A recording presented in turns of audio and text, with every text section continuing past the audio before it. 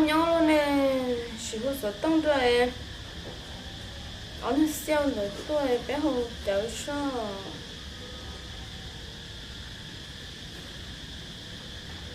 Hello? Yisha? Cái trẻ sẽ lo cho chị nè. Là nhắc đầu thôi, tôi cả cũng nói bé học chờ. Tôi chơi các món nè, chị nhìn chơi nè, tôi bé nhà mà rồi nhà tin như ít sáng nhớ đấy nè, nhà chơi tôi luôn. Yên đó, chị tôi chơi cũng không đâu sao cho. Yên đó mà. ôi chị bao tiền chắc cũng gần hết chả bông trái corona nữa tụi bông yêu hả mua chả kỳ ăn chơi bông cái rồi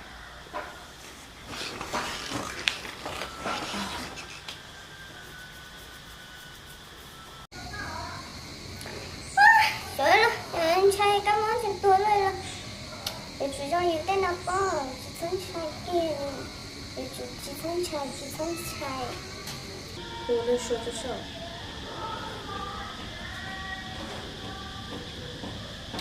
Alo, Sure, cô vào đó chị nè. Ôi giờ của chị nhau chết sao, khơi khâu xíu. Sáng tôi mong cô thì tiêu, sáng thì tiêu. Tôi đọc của nó chú á chị nè. Tôi đọc của này giấy số tôi thấy bé hôm nay họ chở tao nó sao? À, trai chị nè. Có cái nhiều có hay ít số ta, ít số mà to nè. Yên đỡ mà. Tôi cả này cũng mất sợ sự cho yếu khi đâu nét theo. Yên đỡ nè, tôi cho. Yên đỡ. Nào lấy tôi làm à? Đó. Anh cho cả nó lên trên tôi tới một nơi rồi. Chú có đi cứu bà. Không đâu một gì. Chín chai, su. Ôi, tôi đi thế rồi. Không thế bao giờ. Có thể có là nhảy lần nữa chả. Chú đi thấy cho. Sẽ có mắt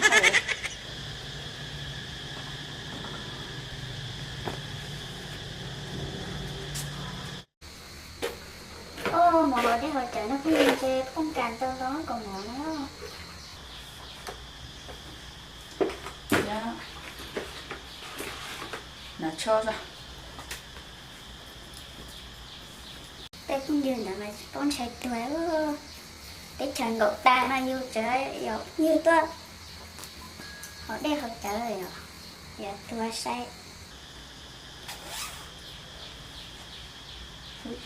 Chưa đấy nào, để nó nhẹ thầu không cần tờ.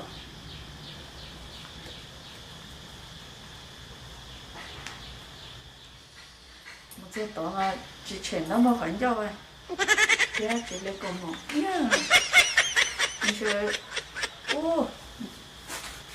Của sao nó lông tê ở đầu, nó lông tê hết rồi. tao lông tơ của chị thế thì tao ngay ở tê tao chờ nó một khâu rồi tao luôn một khâu nữa lại rồi mình đi này tao nát đường này rồi nát đường gì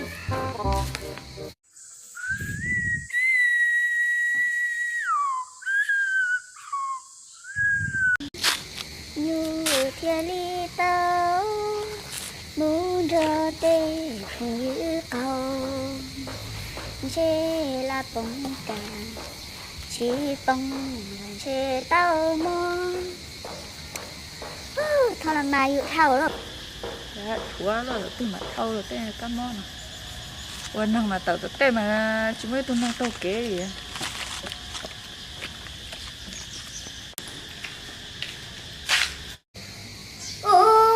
để tao nào mà tôi chuyển được con nào có con trai thầu đó Đây, những tao có một tí xí á, tao lột thầu à.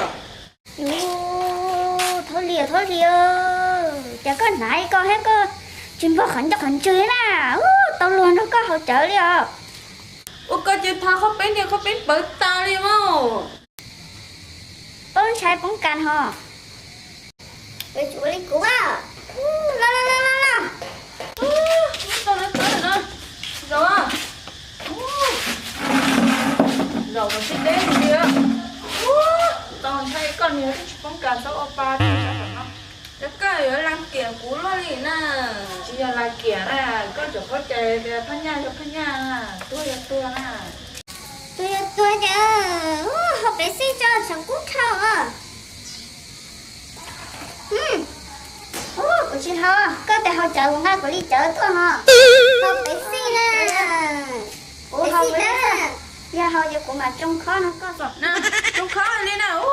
Này giờ đi là kia té luôn.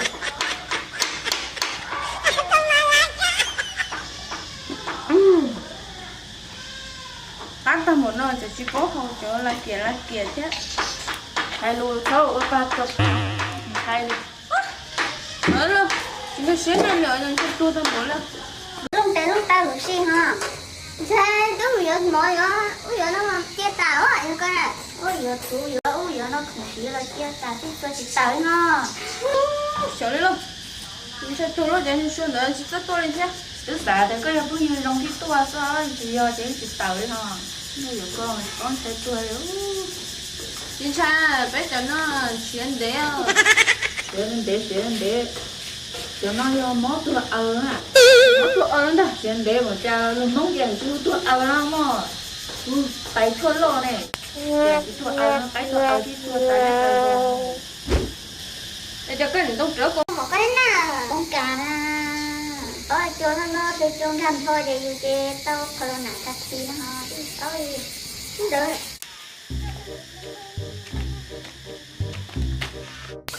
oh sudah sudah sa Trở nên đợi chạy tôi vô hỏi tôi chín đâu á. Cả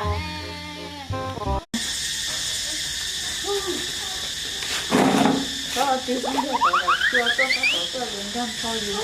Nó con anh sợ lắm. Nhưng mà đi là còn nó cái hỗ trợ đi ăn đi đi con á đi là nó tới to hay lúa giả mà trong khó là cứ nó lo nè rồi là cái nó này có khi một tổ còi nhá nè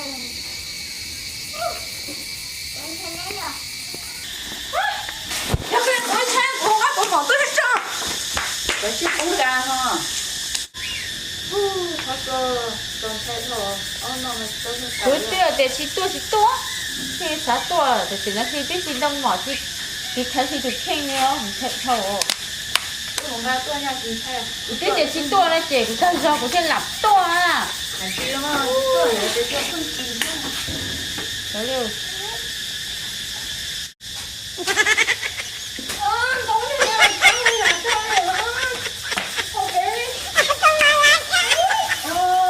Con chị bán chị được không? không đâu thì bao giờ nó tên gì với người ta là chi ở đâu nó không có thích hợp gì cha mưa nhặt đâu nè nó không có tay cho tôi kia nhặt đâu người ta tôi trời xin đông này sợ nó Bữa nay nhà của em có bé cuộn ta liền à. Không cần à ha. Học bé xí cho. Trông khó. Trở đi luôn. Tôi là trên đông ha. chỉ đâu mà không thấy thôi Nhặt đồ nó không mở lên đâu nữa. Tớ ở ba tôi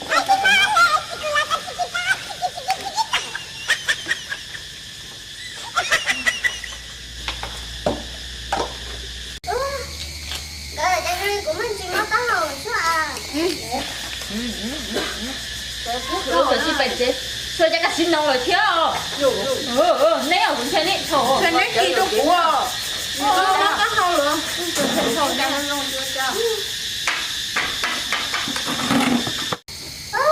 của mất tao hồi chứ à ui sao cái thế ui chết rồi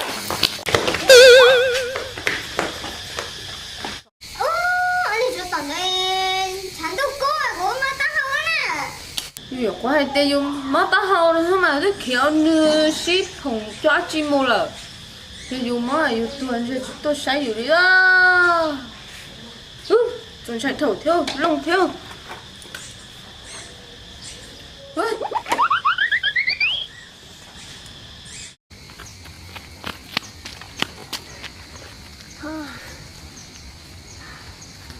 tao lỗi khó chi rồi cho tao là tới đến chơi này hú chiêu tua chính sai giá để tôi cho bông cá này bông cá chủ sĩ để mò ha tao lừa rồi chả biết họ kỳ mà tôi chế năng ha cá lửa tại cái món là chỉ chơi thôi là nhỏ thôi rồi giờ mình thiếu có gì là một chút tao có nó gì mà họ chơi tao đi món xíu rồi đi sao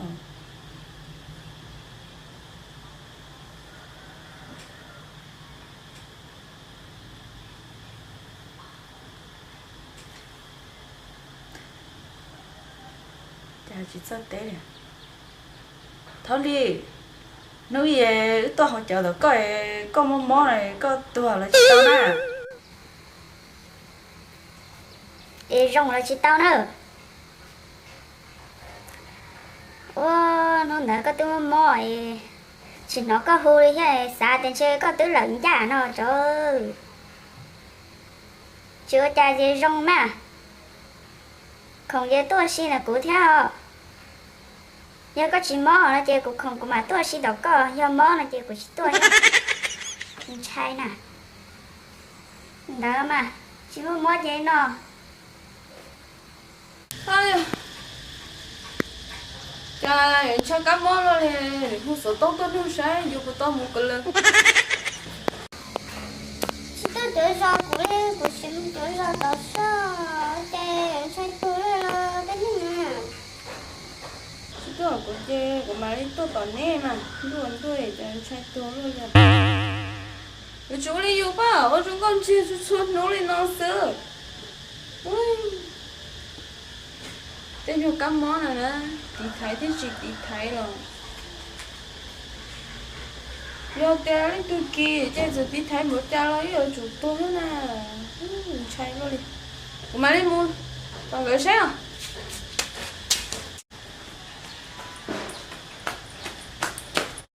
nó phải thế đâu nhiều khối nó có hay lúc có chỉ có chữ có thế nào à chị mà nó nhưng mà chạy chơi tốt hơn con nhớ nè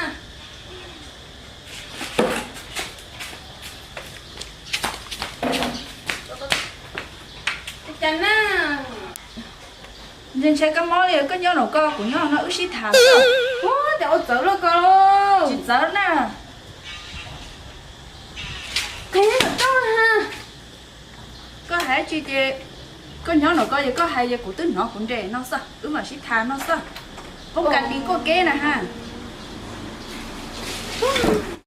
thấy ở đâu này ý xuôi nhớ từ nó có hả chị hay mà nó cha nè cái nhỏ giả nè khi à của nó có nhau con mà phải lo phu gì xí luôn mà nó nè phải tua lo không gì xí luôn rồi nó chưa cái cái của mua chè của mua tỏi xua mua nhớ từ nó xí thả nó sao nhớ là chỉ bắt xí thả nè bao đứa nó lối à nè chứ ôn nó sao không cần nè ha chơi bao đi luôn lối gì cũng khăn thì ở luôn nào em cái cái gì của mua chè tôi xem cơ hai là mù chỉ mù riêng ra cái món chưa tới nói rồi là năng là chỉ không cần tới vừa tôi luôn kìa hay cơ phải không thán hố rồi chưa nếu phải mình được hết rồi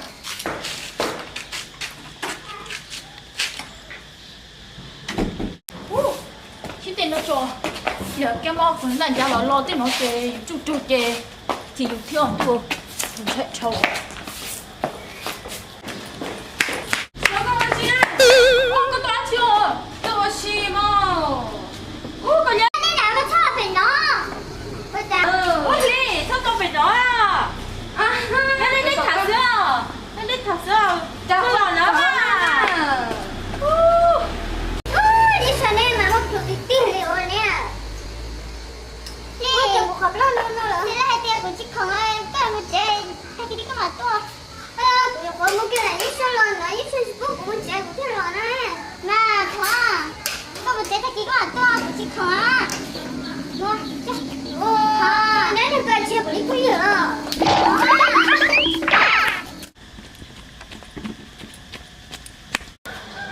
chà với cái món tầm bò nó chỉ bao nhiêu tiền chế cả họ trung sơ chính tôi gì giỏi đi chị tôi giỏi nó tiêu liền liền chi một đôi cái này nó là tên nó theo rồi chà chỉ có chị nhắc cái tôi giỏi đi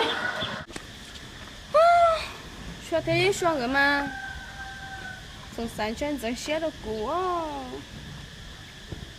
但个啥的，照顾中高产个，有的人整写的过，在这轮都很也不天，那个很整写的不说。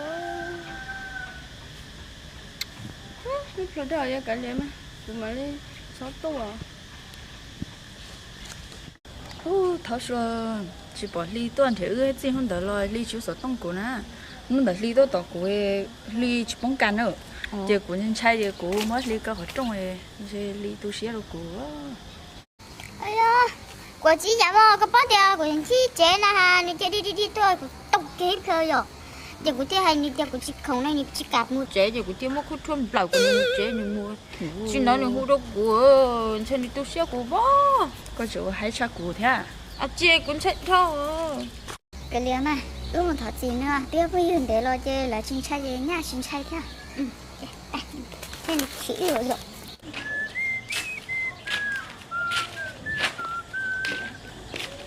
thảo ly có nhớ chế sẽ lo bé cha corona bé nhau nên giờ này cha cảm ơn corona này số tôi tên nào chọn được chế bé cho cảm ơn kỳ đó này theo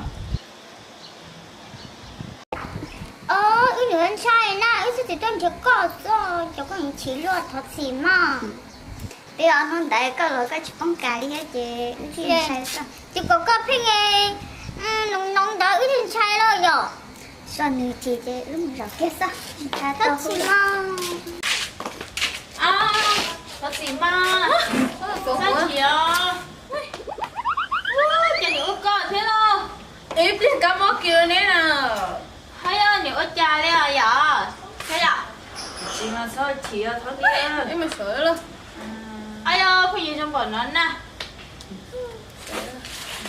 bé hồi bé xí à trời ơi mấy đứa chỉ có lo chạy đấy nó làm uống ha mất của không đấy uống đâu nha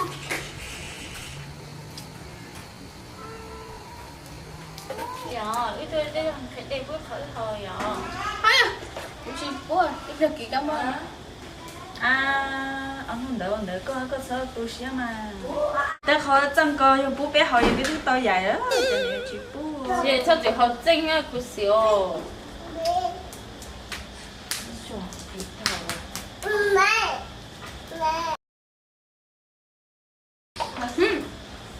họ cho của học hát chẳng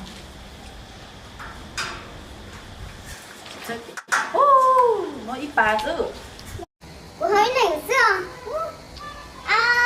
sẽ trả hơi mà lâu khỏi mà nó sao